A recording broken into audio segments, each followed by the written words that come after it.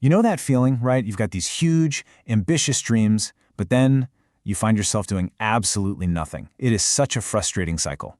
Well, today we're going to figure out how to finally break it. Let's dive right in. I mean, this line just nails it, doesn't it? It's that huge gap between the person you want to be and what you actually do every day.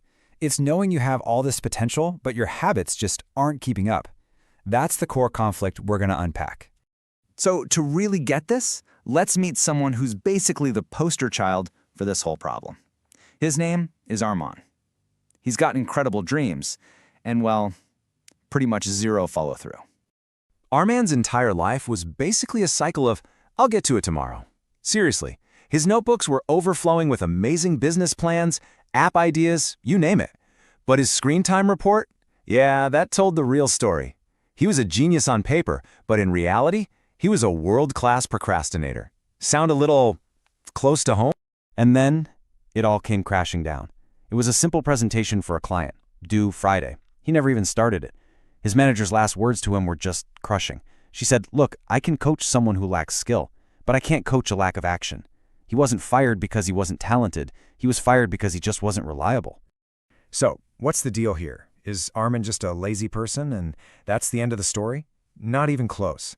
To really understand what's going on, we got to look under the hood, at the actual chemistry inside our brains. Because this isn't just some character flaw, it's biology. We hear that all the time, right? People say, just do it. But come on, if it were that simple, we'd all be running marathons and launching startups. So what is actually stopping us from taking that very first step? Okay, this is where things get really interesting. See, neuroscientist Dr. Andrew Huberman explains that we've got dopamine all wrong. We think it's the reward we get after we do something cool, but it's not. Dopamine is the engine. It's the molecule that creates the craving and the desire to go get the thing in the first place.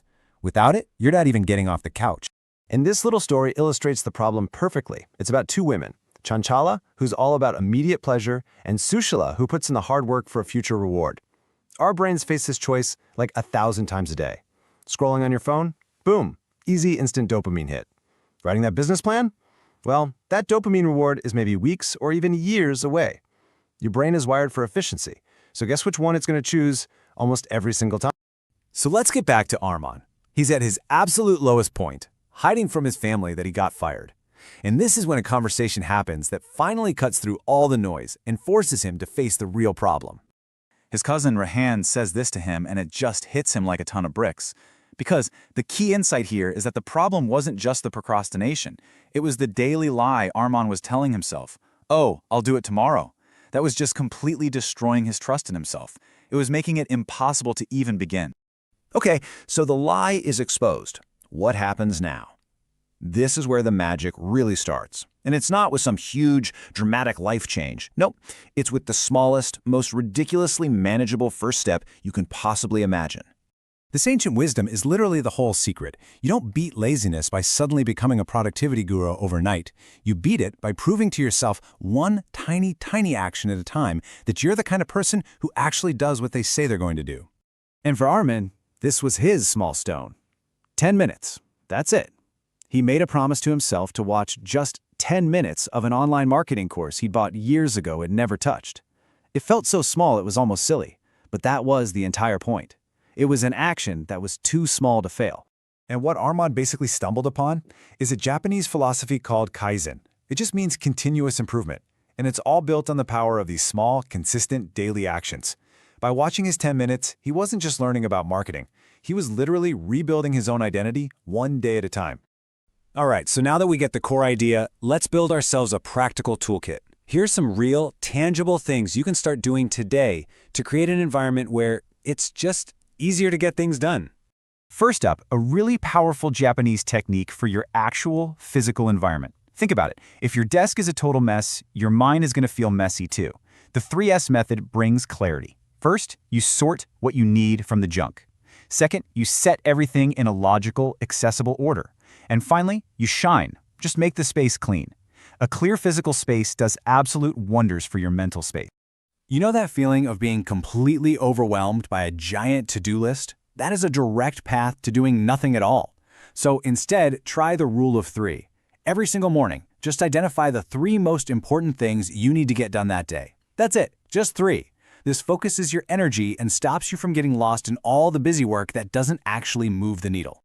Dr. Huberman also gives us some amazing tools to take control of our mental state.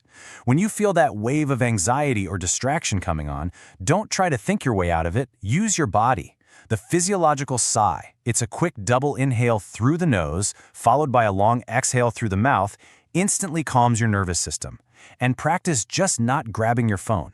Every time you resist that impulse, you're making your willpower muscle a little bit stronger. Here's one more powerful idea, this time from Okinawa, Japan. You know that sluggish, sleepy feeling you get after a massive lunch? That's your body diverting a ton of energy to digestion. The practice of hara hachibu is the answer. Just eat until you're about 80% full.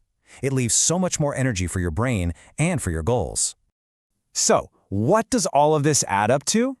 Look, it's not about some magical overnight transformation. It's about building a system that allows you to act your way into a new reality, one day at a time. And this was Armin's ultimate realization. He finally stopped waiting to feel motivated. He learned that action has to come first, and then, often, the feeling of motivation follows. The goal isn't to defeat laziness forever. It's just to win today's little battle. And 2 years later, was Armand a millionaire? No. But he was a successful freelancer with his own clients. He was paying his own bills. He was actually building something real. The laziness, it never totally disappeared, but it didn't have control over him anymore. He had built a system to show up in spite of it. And that brings it all back to you. Not tomorrow, not next week, today.